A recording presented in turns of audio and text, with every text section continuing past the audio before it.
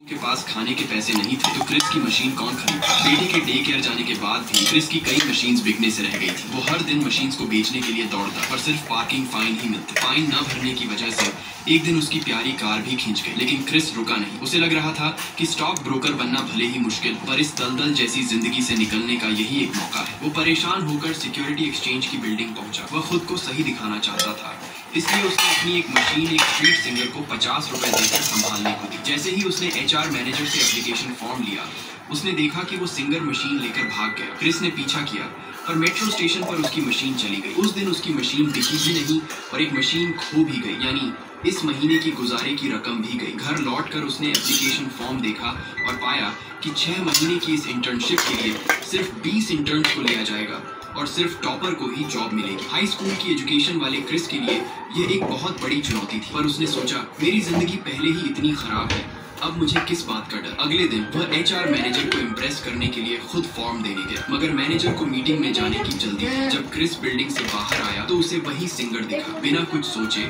Chris ने उसका पीछा किया और बस में जाकर अपनी मशीन वापस छीन ली। घर आकर उसने देखा कि अब उसके पास 2 मशीन्स थी। जब क्रिस खुद को कामयाब बता रहा था कि उसने नुकसान की भरपाई कर ली तो वाइफ का रवैया बहुत ठंडा था। वह समझ गई थी कि ऐसे हवाई वादों में रहने से अच्छा है कि दोनों अलग हो जाए। क्रिस जानता था कि वह एक असफल इंसान है। कम एजुकेशन की वजह से उसका एप्लीकेशन फॉर्म 1 महीने से रुका हुआ था और इंटरव्यू का कोई बुलावा नहीं आया था। रोज शाम को वह बिल्डिंग के बाहर इंतजार करता था। आखिरकार उसे मैनेजर मिल ही गया जो टैक्सी लेने की जल्दी में था। क्रिस भी टैक्सी में बैठ गया और खुद को बेचने की कोशिश करने लगा, पर मैनेजर तो अपने रूबिक क्यूब में मशगूल था। क्रिस ने उस रूबिक क्यूब को सुलझाकर खुद को साबित करने का मौका मांगा। जब टैक्सी अपनी मंजिल पर पहुंची तो क्रिस ने रूबिक क्यूब को पूरी तरह सॉल्व कर दिया। मैनेजर दंग रह गया और चुपचाप क्रिस का नाम याद कर लिया, मगर मैनेजर जल्दी में किराया देना भूल गया। क्रिस के पास सिर्फ $5 थे और मीटर की रकम तेजी से बढ़ रही थी। उसने किराया बचाने के लिए भागने की सोची। वह रेड लाइट पर दरवाजा खोलकर भागा, पर एक पल में वापस आया अपनी मशीन लेने। उसने अपनी मशीन लेकर मेट्रो स्टेशन की तरफ दौड़ लगाई और आखिरी पल में ट्रेन में चढ़ गया, पर मशीन गेट में अटक गई। उसने पूरी ताकत से खींचा, पर आखिरकार उसे मशीन छोड़नी पड़ी। एक बार फिर 1 महीने के खर्च का नुकसान हो गया। उदासी में वह चीखने लगा। उसे बेटे को डे केयर से लेने जाना था पर लेट हो गया।